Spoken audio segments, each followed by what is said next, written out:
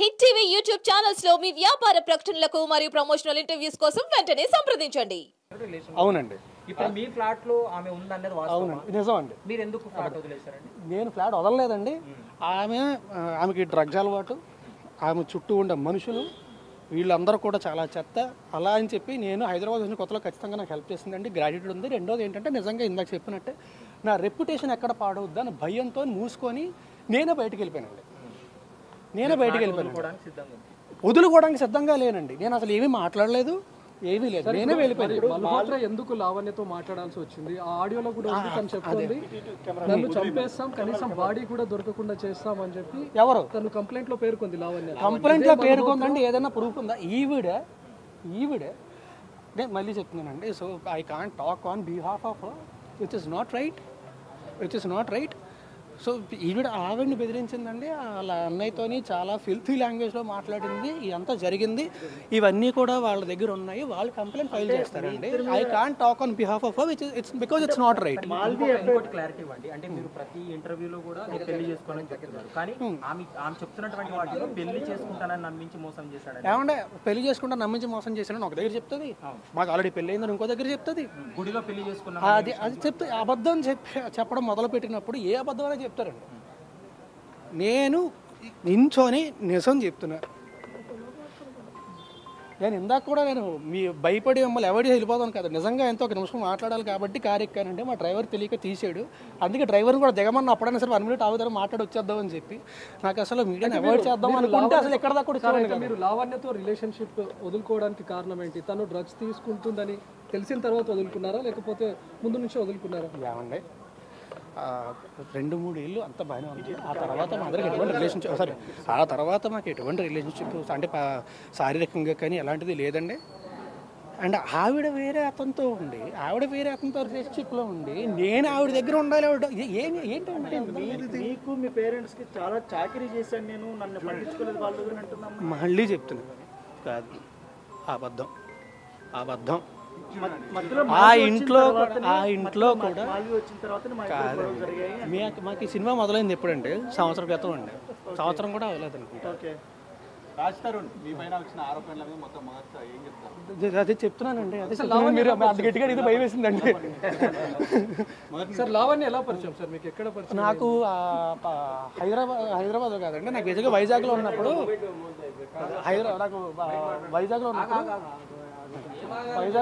నాకు ఫేస్బుక్లో పరిచయం అండి. హైదరాబాద్ వచ్చింది.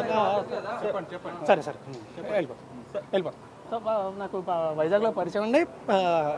హైదరాబాద్ వచ్చిన తర్వాత ఇనీషియల్గా నేను ఒక దీనికోసం వచ్చినప్పుడు, సినిమా గురించి వచ్చినప్పుడు హైదరాబాద్ వచ్చినప్పుడు ఇనీషియల్గా అప్పటి నుంచి పరిచయం అండి నాకు. అంటే ముందు నుంచే మీరు పెళ్లి చేసుకుందామని రిలేషన్ స్టార్ట్ చేశారు, లేకపోతే ఫ్రెండ్షిప్గా ఉండి అలా ఒకరికొకరు ఇష్టపడి పెళ్లి చేసుకుందామని అనుకున్నారు? లేదండి, రిలేషన్షిప్ అనేది ఉండేదండి.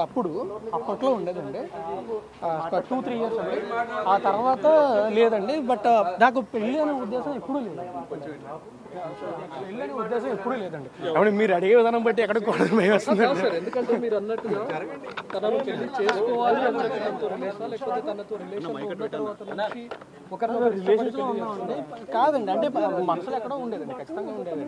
అంటే మేబీ అయితే బాగుంటుంది, మంచిది, డెఫినెట్గా బాగుంటుంది, అయితే బాగుంటుందని ఖచ్చితంగా ఉండేదండి. అందులో డౌట్ లేదండి, అది ఖచ్చితంగా ఉండేది. బట్ నేను ఎప్పుడు మాట ఇవ్వడం కానీ కొన్ని పెళ్లి చేసుకొని ఎప్పుడు జరగలేదండి. అసలు నేను ఎప్పుడు మాట ఇవ్వడం కానీ ఎప్పుడు జరగలేదండి. నేను ఇప్పుడు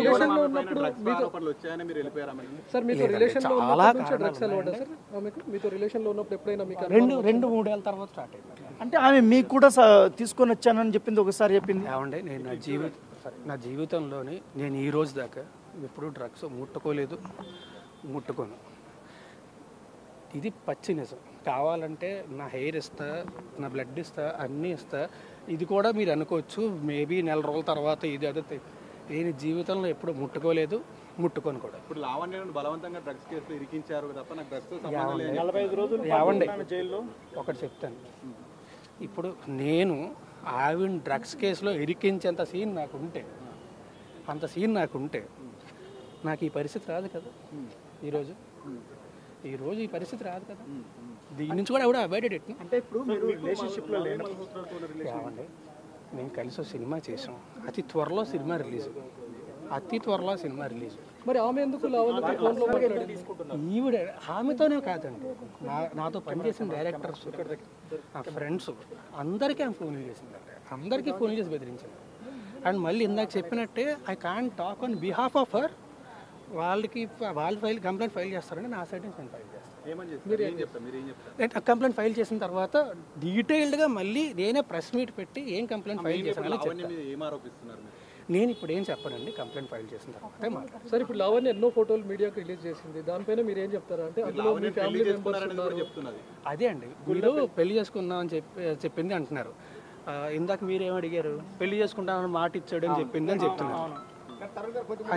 ఓకే అని చెప్తున్నారు. సో తను రకరకాలు చెప్తున్నప్పుడు నేనేం చేయగలను? అంటే ఇప్పుడు సంబంధం లేనప్పుడు మీ ఫ్లాట్ లో తనని ఇన్ని సంవత్సరాల పాటు ఏమండి, రెప్యుటేషన్ ఎక్కడ పాడవుతుంది, ఎందుకు రచ్చలు, ఎందుకు మనకి ప్రశాంతంగా ఉందాం అని మాత్రం భయపడి లేదండి. మీరు గుళ్ళో పెళ్లి చేసుకున్నారని చెప్తుంది. ఏమండి, అదే అంటున్నా, మీతోని మేము పెళ్లి చేసుకుందాం అని చెప్పింది, దీంతోని పెళ్లి చేసుకుంటానని చెప్పి మోసం చేశాను అని చెప్తుంది. ఏది నిజం ఉండే? అంటే మీరు కలిసి గణపతి పూజ కూడా చేసేవాళ్ళు. ఏమండి, కలిసి ఒక ఇంట్లో ఉన్నప్పుడు నేను ప్రతి సంవత్సరం కూడా నాకు అంటే గుళ్ళకి వెళ్ళి పూజలు చేసి అన్ని అలవాటు. ప్రతి సంవత్సరం కూడా వినాయక చవితి రోజు ఖచ్చితంగా పూజ చేయడం అనేది నాకు అలవాటు. అంటే ఒక్క రోజు మాత్రం ఖచ్చితంగా చేస్తాను. గణపతి పూజ చేస్తారంటే పెళ్లి చేసుకుంటే చేస్తారు కదా? కాదండి, మీకు గణపతి పూజ పెళ్లి చేసి చేస్తారు. గణపతి పూజ చేయడానికి పెళ్లికి సంబంధం ఏంటంటే, ఏమంటే ఇద్దరం కలిసి ఒకే ఇంట్లో ఉండేవాళ్ళం అండి. ఒకే ఇంట్లో ఉన్నప్పుడు నువ్వు బయటకు వెళ్ళి కూర్చొని ఎవరైనా పూజ చేస్తాను అనలేం కదా. ఎందుకు సార్, ఎందుకు ఇద్దరు ఒకే ఇంట్లో ఉండాల్సి వచ్చింది? ఏమంటే వివరణ live in relationship back then చెప్పా కదా అప్పట్లోని. తెలుసు, మా పేరెంట్స్ కూడా పరిచయం. ఓకే, మా పేరెంట్స్ కూడా పరిచయం. ఈ లావణ్య తమ్ముడు మీతో డబ్బులు తీసుకోవడము, డబ్బులు అడగడం మీద మీకు నేను కంప్లైంట్ ఇస్తానండి, మొత్తం స్టేట్మెంట్ అనేది కంప్లైంట్లు అన్ని ఇస్తాను. ఇచ్చిన తర్వాత మొత్తం ప్రొడ్యూస్ రేజ్ చేసినప్పుడు ఏమైనా సెటిల్మెంట్ కి ఏమైనా పిలిచారా మీరు? లావణ్యకి సెటిల్మెంట్ చేస్తామని ఏం సెటిల్మెంట్ అండి? ఈ విషయం ఒకసారి పోలీస్ స్టేషన్ కి వెళ్తా అన్నప్పుడు ఆమె చెప్పినప్పుడు ఆమె నాతో చెప్పలేదండి. నేను సెటిల్మెంట్ కి నేను ఎప్పుడు మాట్లాడలేదండి, ఆమె కూడా నాతో మాట్లాడలేదండి. మాల్వి కూడా అలాగే ఈమె ఆవిడికి ఫోన్ చేసిందండి, ఆమె అది మళ్ళీ సారీ అది కూడా మళ్ళీ చెప్తున్నా, అది ఆమె కంప్లైంట్ ఫైల్ చేస్తుంది. It's not right for me to talk on behalf of. 11 ఏళ్ల రిలేషన్ లో ఏనాడు రాస్తారుని ఇబ్బంది పెట్టని లావణ్య ఈ రోజే ఎందుకు కంప్లైంట్ చేయడానికి వచ్చింది? ఈ రోజు ఏనాడు ఇబ్బంది పెట్టలేదు. సరే, ఏనాడు ఫిర్యాదు చేయని లావణ్య 11 ఏళ్ల తర్వాత ఈ రోజు ఎందుకు పోలీసులను ఆశ్రయించాల్సి వచ్చింది? రాస్తారుని గురించి ఎన్నో విషయాలు ఎందుకు బయట పెట్టాల్సి వచ్చింది? ఎందుకంటే అంటే నాకు తెలిసండి, నేను వీన్ కన్సల్టింగ్ లీగలీ బికాజ్ నా చుట్టుపక్కల ఉన్న వాళ్ళందరినీ ఆమె ఫోన్ చేసి ఇబ్బంది పెడుతుందని చెప్పి నేను లీగల్గా కన్సల్ట్ చేస్తున్నానండి. కన్సల్ట్ చేస్తున్న విషయం తనకు తెలిసి ఉంటుంది, నాకంటే ముందే తను స్టెప్ తీసుకుందాం అని చెప్పి తనకి వెళ్ళారనేటువంటి ఆరోపణ చేస్తుంది. ఏమండి, ఇప్పుడు స్టార్ట్ అయితేనే ఇవన్నీ జరిగాయని తన వర్షన్. ఆమె ఏమన్నా చెప్తుంది.